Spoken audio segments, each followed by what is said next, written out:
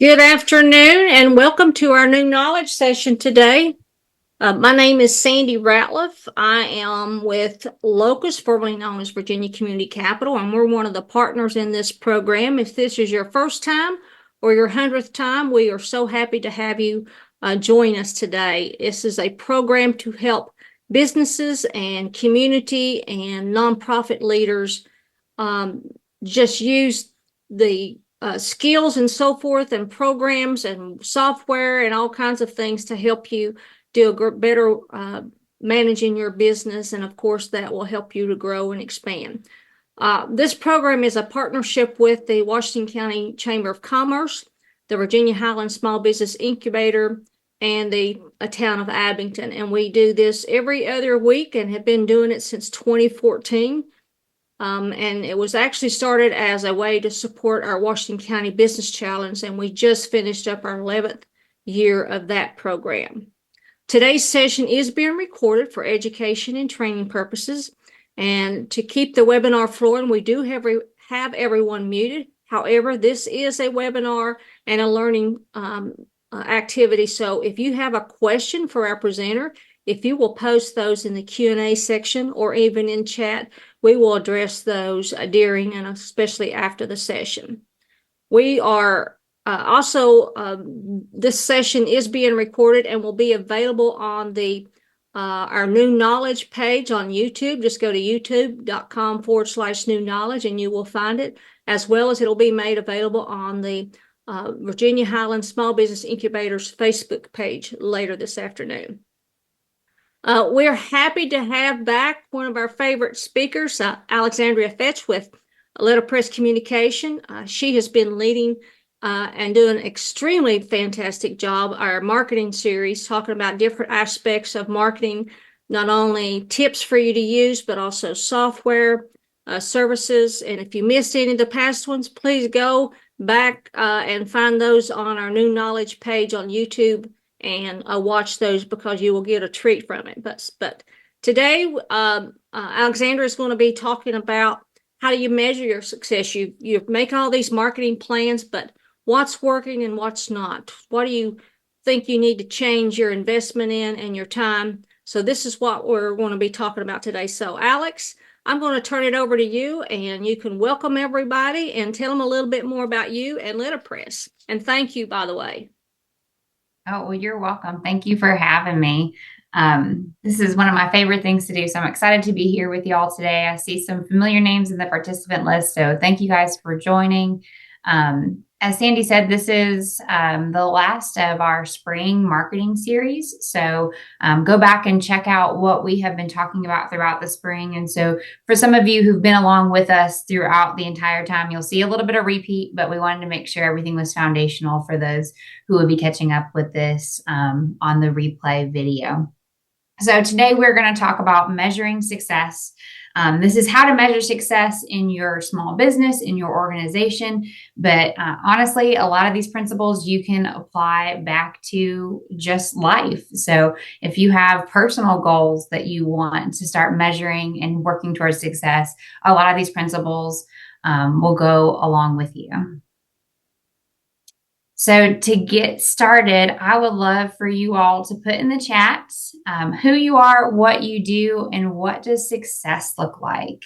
So it's really important to identify what success is, and that can be success in something very specific with your marketing efforts. It can be something success with your small business or your organization. I recently shared that personally success for me, I would like to have 2 vacations a year, one for fun and adventure, and then one for rest and relaxation. So that's a personal success goal that I've been working towards. But if you'll drop in the chat who you are, what you do, or at least what your business or organization is, and what does success look like?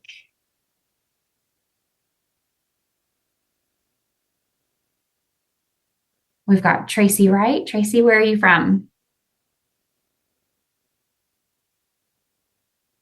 Hi, Diana with the Abington Visitors Center. Success looks like when you meet the visitors' needs and expectations. That's a great measure of success.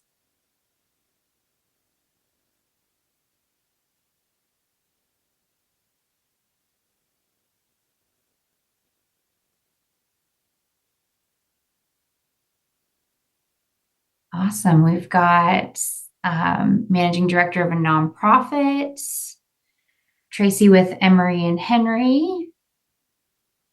Success with Emery and Henry is when you're able to assist students in reaching their goals. That's wonderful. We've got Amanda with Smith County, return on investment, hard numbers. We're going to talk about numbers, absolutely. We've got Jennifer from Woodstock, owner of Sought After Spaces. And you're working towards taking your business to the next level, profit, fantastic, scaling up. So all these things that you guys are talking about, success, we're going to talk about measuring success with hard numbers and soft numbers. We're going to talk about measuring success on a broad scale, like Jennifer said, leveling up, increasing profit, how to scale up. But we'll also look at success on a smaller level, so just on a singular marketing campaign. But again, all of these principles are going to help you work towards measuring success for your business, for your organization. Awesome. There's the Letterpress team. For those of you who aren't familiar with us, we are home based out of Farmville, Virginia. We have a dedicated desk at the Stanton Innovation Hub, and I'm home based here in Southwest Virginia. And we really believe in community powered marketing. So I'm excited to see the businesses and organizations that are here because that fits really in line with what we're going to talk about. We're going to talk about how to leverage not just the things that you're doing, but the community around you to help set you up for success. All right, the basics. So some of you who have been watching our spring series, you have heard this before, but I always like to start here because this is a real foundation for your marketing efforts. There are 3 types of communication channels: owned, earned, and paid. Can anybody give me an example of an owned channel? You can drop it in the chat.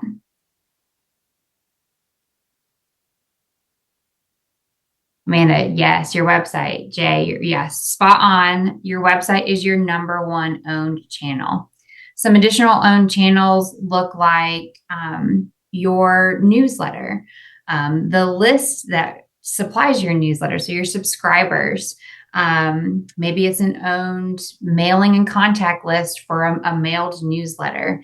Anything where you create the content, you control the content, you have complete access to it. That is an owned channel.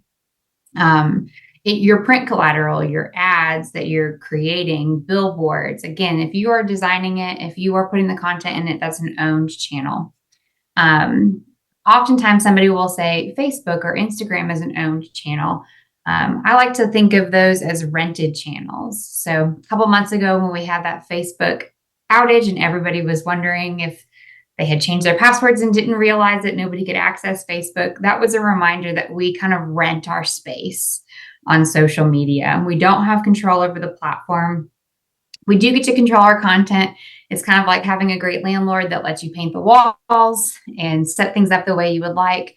But ultimately, it's not something that we own, and we can't control every aspect of it. So social media kind of fits in like rented space and kind of paid space. Earned. Anybody have an example of an earned channel? And if we were in person, I'd have like candy to give you for answering questions. So just imagine that I'm throwing candy at you. Elena, yes, Google reviews, absolutely. That really points to your number 1 earned channel, which is word of mouth. And your reviews are the digital version of that. So we used to always say it was the things that people say about you when you're not in the room. But now you get to see those with your reviews. So your Google reviews, your Facebook reviews, any earned media. So, let's say you have a cool event coming up and you put out a press release about it and you get the local newspaper or radio station to talk about it. Those are earned channels. You want to keep track of your earned channels just as you would your owned channels. So keeping an eye on those reviews, commenting back to people, treating those review sites just like social media is something that we recommend because that's how people view it. That interaction is what people are looking for. And then paid channel. Any ideas of what a paid channel might be? Yes, LinkedIn, YouTube, Facebook, any place where you can be placing advertisements, Google ads, so digital ads, traditional print ads, billboards, anything that you're paying for. And these channels are listed in order of importance. So your owned channels, your earned channels, your paid channels. You want to make sure your owned channels, your foundation is strong. We're going to talk about that in terms of measuring primarily today. But hopefully your own channels are leaning to earned, and then your earned is leaning to paid. And so all of these things kind of float back to each other, but your owned is the most important. And your owned is where you want to measure success. So because you own that channel, you own the content, this is your best place to actually get hard numbers and hard metrics and be measuring towards. All right, so we're going to talk about some foundations. So, owned channel foundations. Your website. Does your website have Google Analytics attached to it? If you're using a site like Wix or Square, you're also getting analytics there.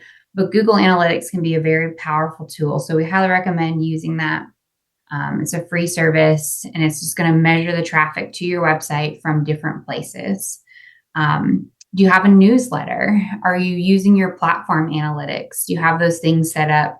If you're currently doing a newsletter and maybe you have a small list, maybe you're just emailing it out from your email, you're missing out on those analytics. So I highly recommend a platform like MailChimp, which is actually free up to a certain number of subscribers.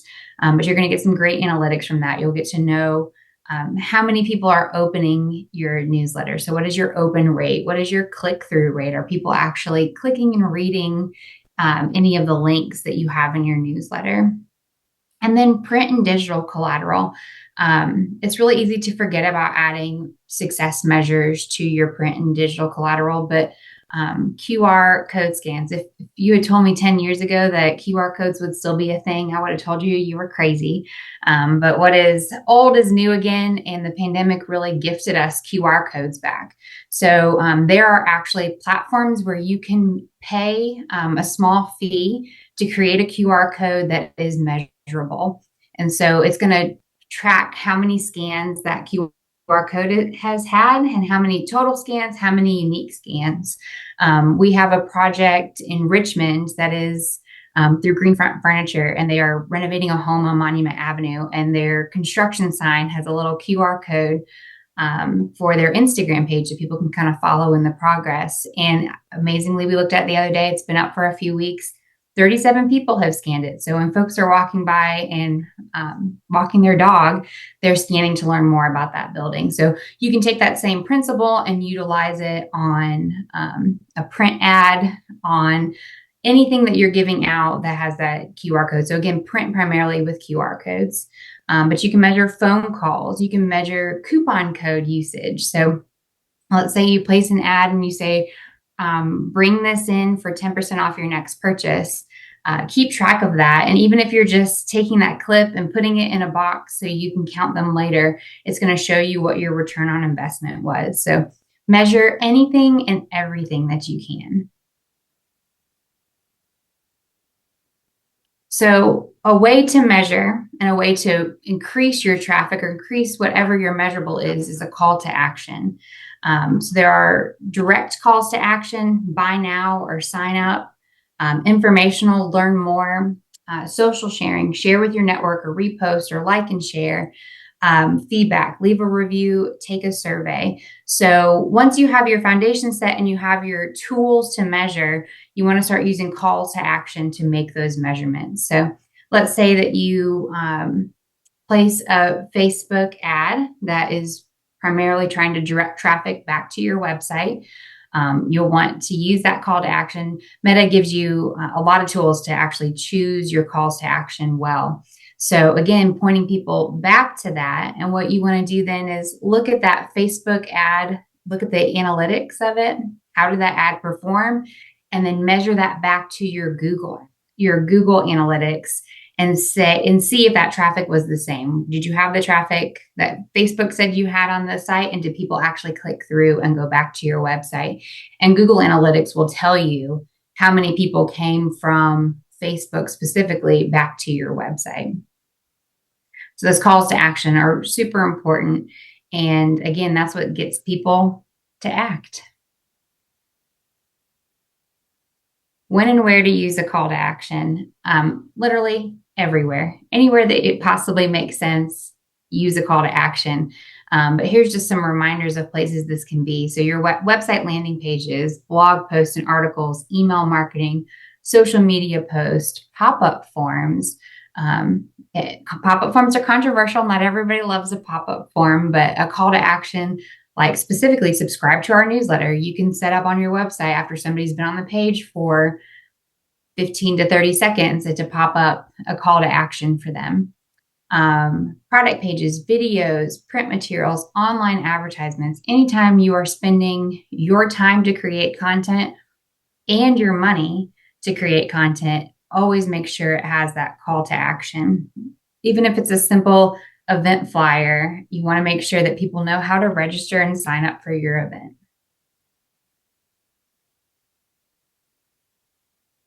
Actually planning for success. This is the real key.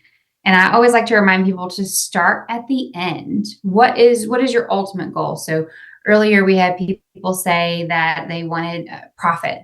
So what does that profit look like? Put an actual number to it.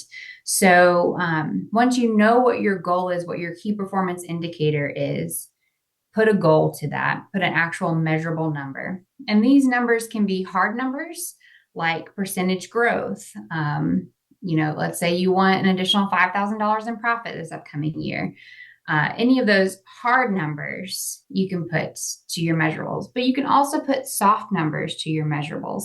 And that might be things like that you have scheduled your content on social in advance 3 out of 4 weeks a month, or that you are going to host 2 to 3 special events or sales per year.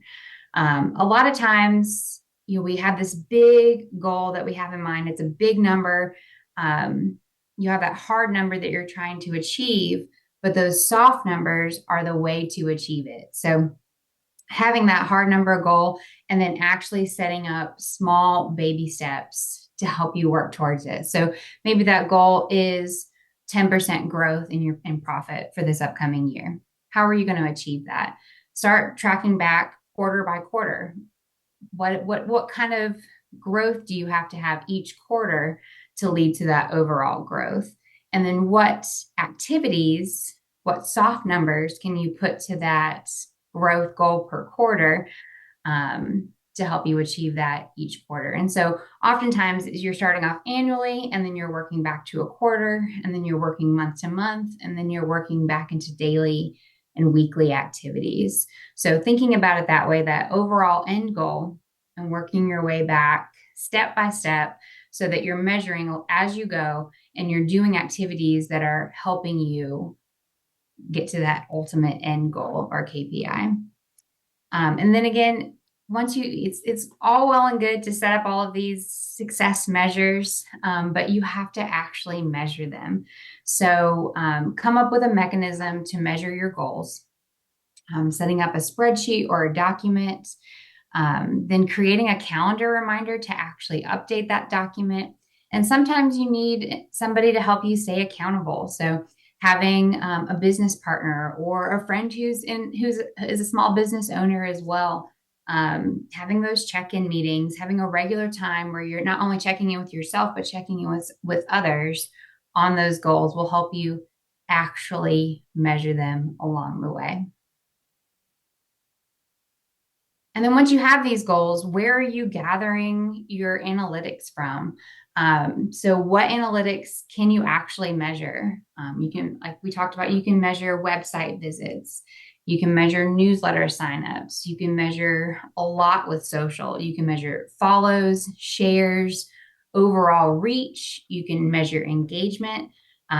So again, knowing that ultimate goal is super important because your Facebook reach number might not be as important as your engagement number, or vice versa. If you feel like you have a good audience on Facebook and you just want them to interact with you more, then you're really looking towards that engagement number. If you're hoping to grow your customer base, then you're looking at that reach number. So again, starting at the end and working your way back will help you choose your analytics well. You can measure phone calls, clicks. If you have not set up your Google business page, please make sure you set up your Google business page.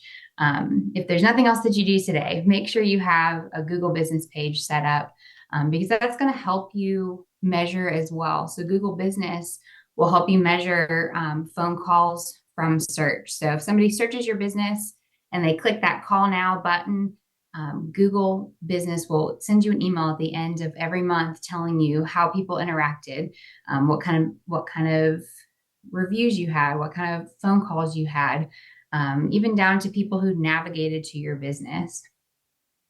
Overall impressions. So with digital ads, you get that impression number, those eyeballs that saw your ad.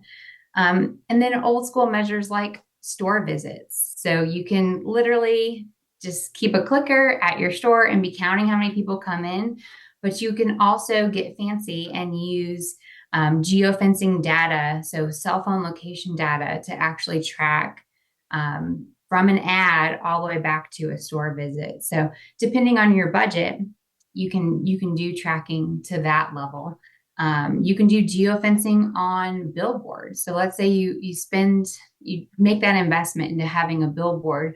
Look for a billboard company that will do digital ads geofenced around that. So if you've ever been driving down the interstate and listening to a podcast or Pandora or something that has ads to it, you'll notice as you start moving down the interstate, your ads are going to change. And some of those are directly related to the billboards you're seeing, but also related to your location data. So if you're coming from Southwest Virginia and moving into Tennessee, once you get a couple of miles, 20 or so minutes into Tennessee, you're going to start getting Tennessee ads. So again, these are all things that are measurable, but anytime you're spending time and energy or money into creating something, make sure it has a measurable back to it. So if you're going to pay for that billboard, ask what kind of measurables they can give you from that. And it might be something like geofenced digital ads. Okay, we're going to look at a case study. So we've kind of been talking on a broad level of how you can be measuring your goals on a big level for your business or organization. But let's take kind of a smaller look at how you can measure an actual campaign. So this example comes from Halifax County. We've been supporting them in sweepstakes campaigns. They've been writing these into some tourism grants, and so they're getting some tourism dollars to do these. But it's a really great example of step by step how you measure success. So ultimately, we started with the goal. Their goal, the number one goal, was qualified email newsletter leads. They had inherited a purchased list and were constantly losing subscribers on their monthly newsletter, and wanted to have subscribers that actually cared about the destination and wanted to hear things about what is happening in the area. So qualified email leads was how we came up with the idea for this sweepstakes campaign. So we created an itinerary-based landing page of all the great things that you could do on this weekend getaway that you could win. And then when you clicked through to fill out the form, you had to say, yes, I would like to be subscribed to the tourism newsletter. A secondary goal to this campaign was impressions, or just eyes on the brand. So the idea of an impression being just one of those touch points to get people to remember your brand.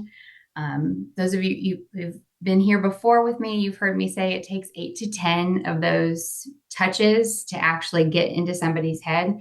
So impressions are one way to do that. So that was kind of a secondary benefit. And then she also had a third kind of community goal of getting the businesses in the area used to comping things. So she could start doing more fam tours, familiarization tours, and bringing in travel writers who, might need a hotel room comped or a meal comped or something like that. So there was also that community aspect to it as well.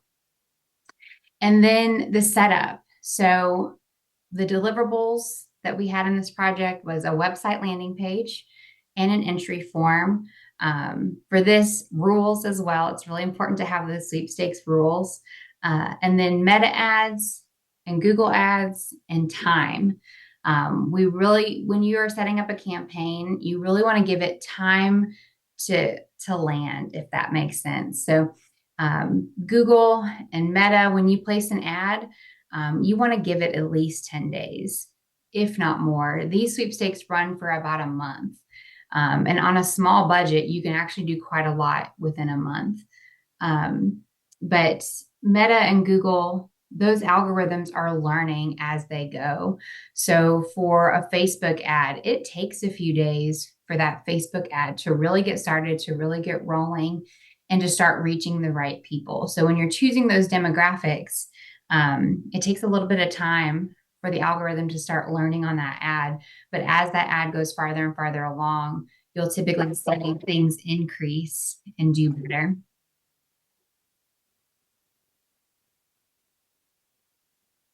Sorry if you can hear my dog barking.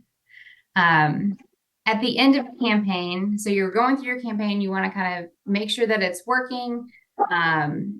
For those Meta ads and the Google ads, we used pixels to make sure that everything was pointing back to the landing page so we could actually track in Google Analytics how many entries came from Facebook versus Google. But we also tracked overall results. So in the end, this last sweepstakes that they did, we had over 1,000 total entries, over 900 unique entrants, which for their goal was unique emails. Had a total ad budget of under 5,000. And some of the highlights that came along from that, there were over 15,000 new users to the website. The way we measured that was we looked at visits to the website within that same period from the previous year. Through our Google Analytics, we noticed that 35.9% of web traffic being generated from the Google ads. 19% of web traffic was being generated from Facebook or Meta. That may seem like not necessarily an important number, but what that number tells you is where you should be placing your ad dollars for the future. So as we've been doing these sweepstakes, we've realized that more traffic is coming from Google ads. So we want to place a little more money towards our Google ads. And then we had overall ad impressions that for a $5,000 spend were really strong. But ultimately, again, the goal has been to get qualified email addresses. And over 4 campaigns, they are averaging less than 5 unsubscribes every time they send out a newsletter, which I think is a huge win. But again, we know that because we started with our ultimate goal, and then we set up goals around that, and then we measure those throughout the entire process. Any questions on measuring a campaign or anything we've talked about so far?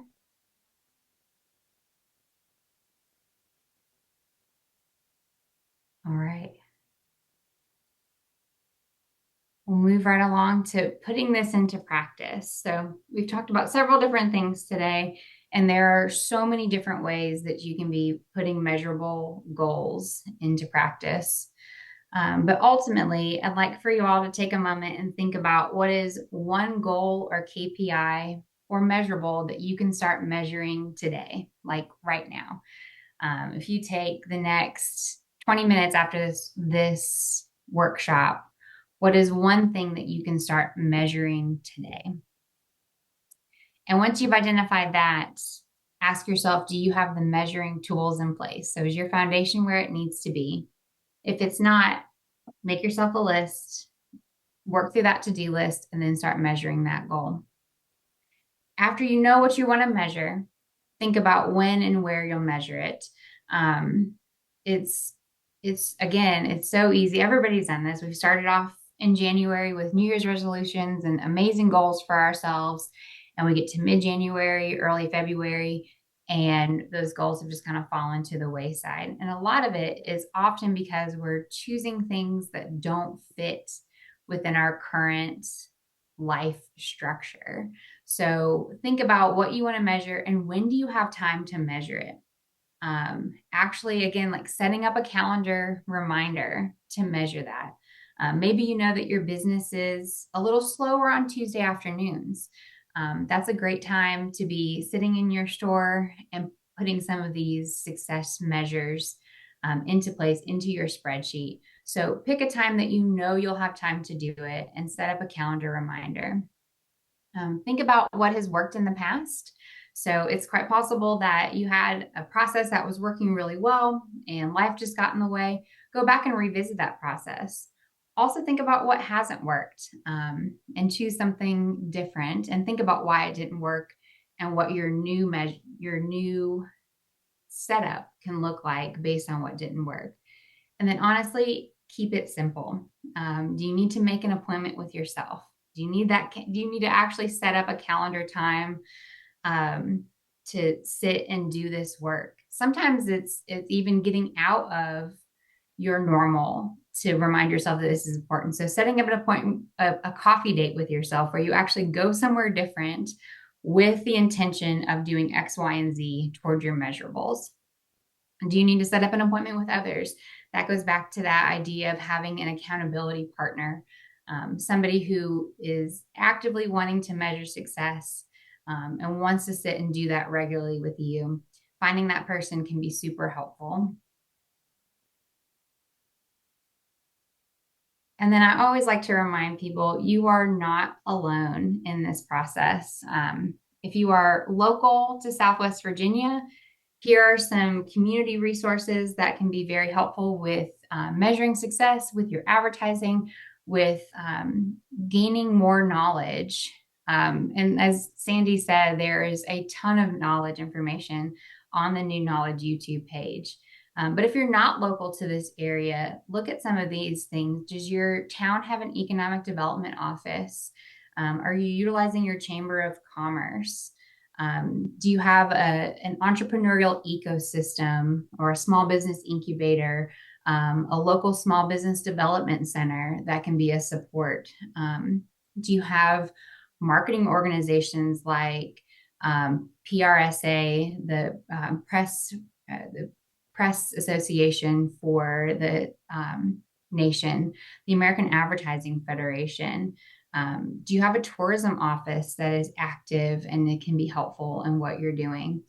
And then are there any local solopreneurs, freelancers, small businesses that specialize in these kinds of services and can help teach you to fish and help you work through your measuring of success?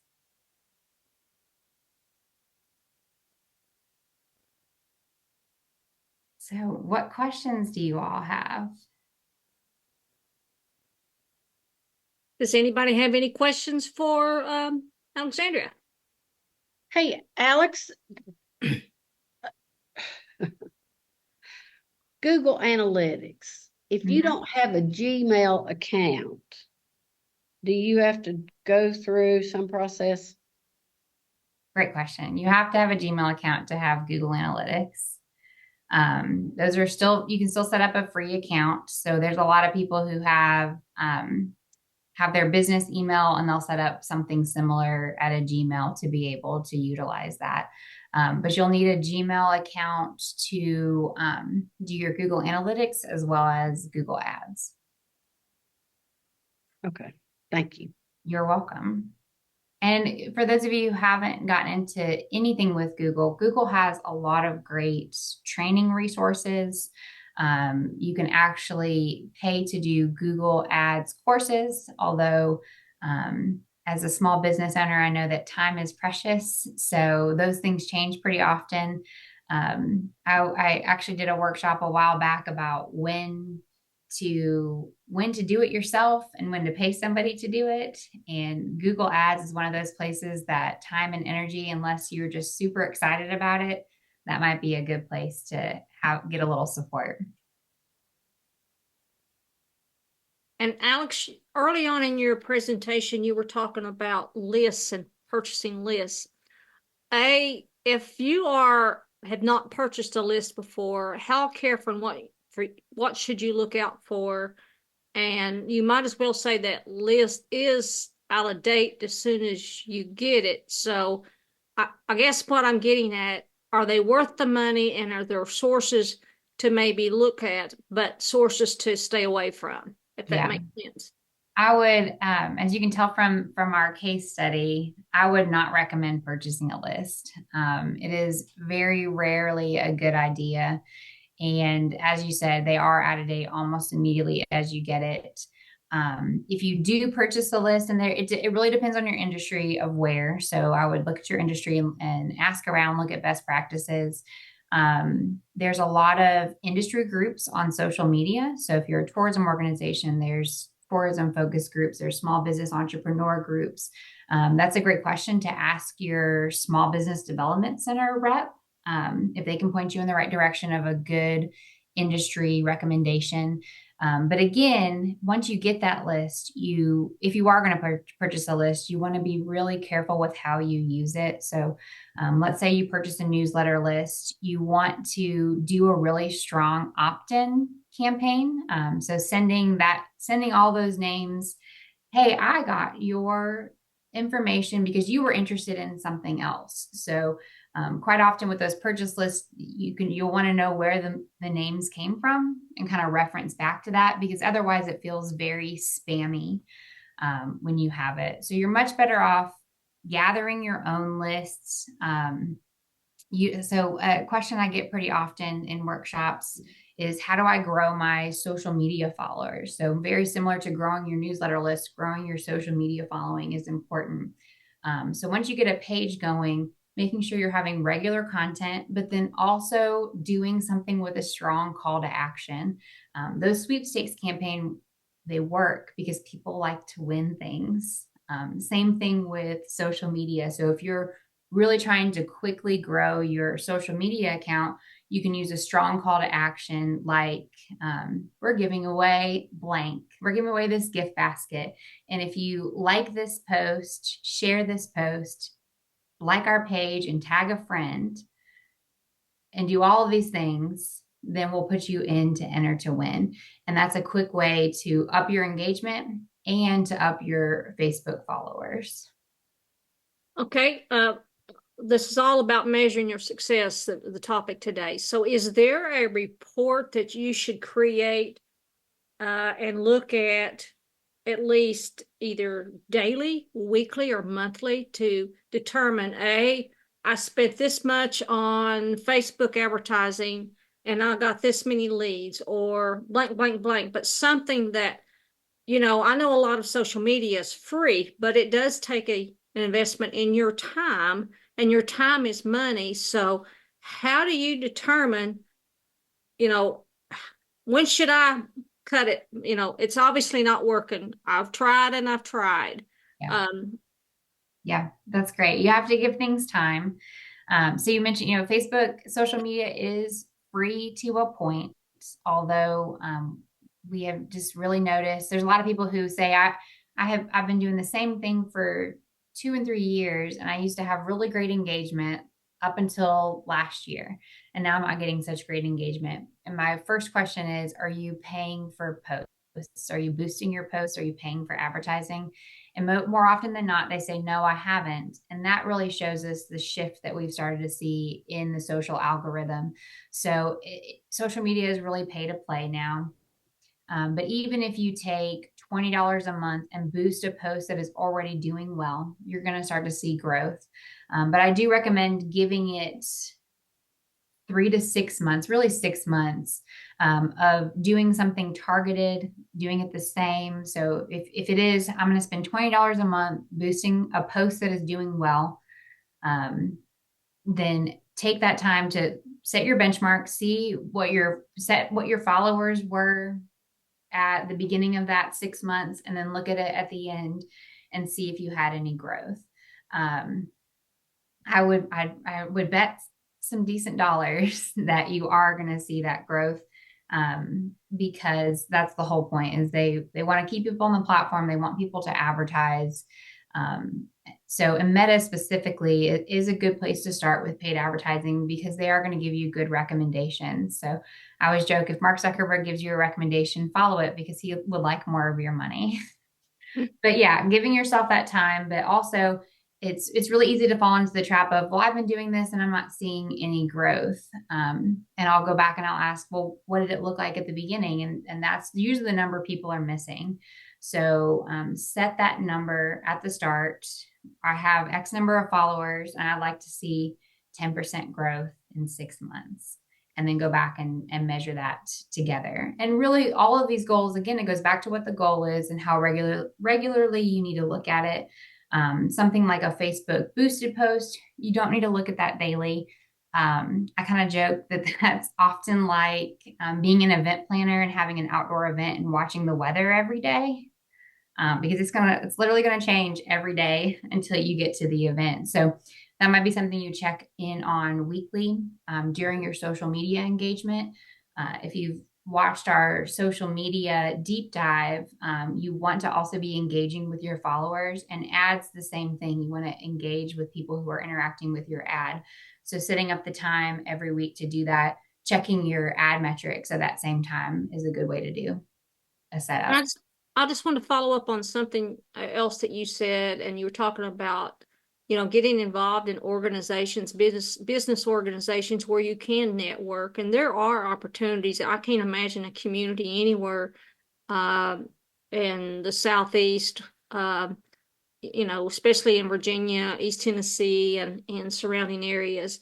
You've got to have a chamber. There's probably some kind of professional group there, associations and so forth. But that is a great way. And I always tell people, look at those that are selling to the Commonwealth of Virginia on eVirginia.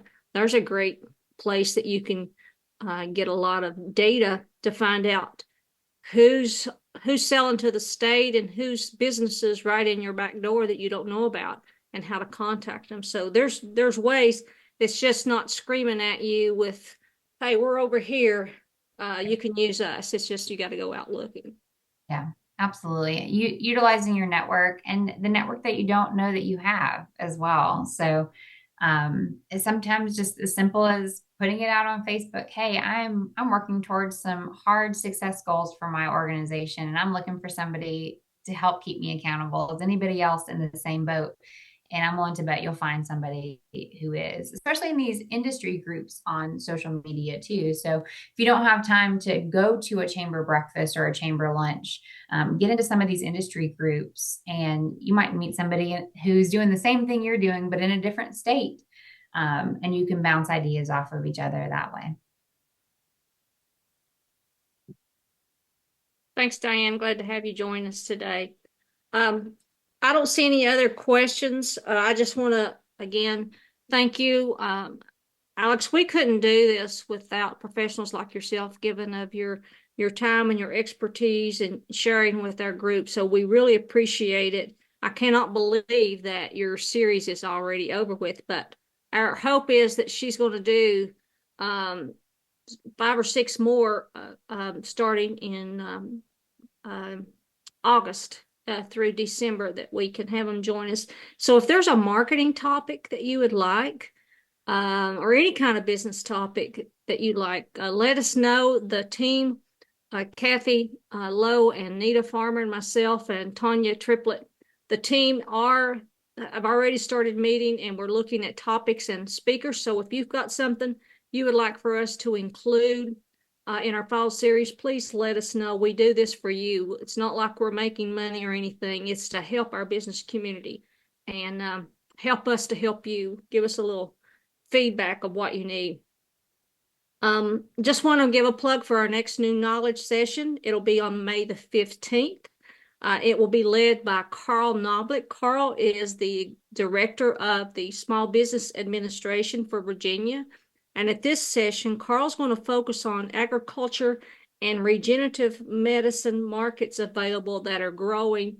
And a lot of things are available, might be in your backyard that you could sell and create some revenue for yourself and your business. So I hope you will join us on May the 15th. And as I mentioned, we are working on our fall schedule. So if you have something, let us know. And today's session has been recorded and will be uploaded to our YouTube channel. Just go to youtube.com/new knowledge. I will be sending you the link once the upload is completed. And also, Alex, I'm sure, will share with her slides, and I'll share those with you as well. On our New Knowledge channel, there's probably over 220 workshops, webinars that we have available, that you have available free at your fingertips, that you can learn about everything from marketing, finance, management, employees, all kinds of stuff is available for you. So I hope you will take advantage of that. And thanks again for joining us today. And if you found value in today's session, when you get the content information, share it with someone else, a colleague or friend that could take advantage of this program. Let me see if there's anything else. I don't see anything. You got a lot of praises in chat, which is always what you get, because you do such a great job. But thanks again. And folks, Thank you, Alex. I hope you will join us again, everybody, and have a great rest of your day. Take care. Thanks, y'all.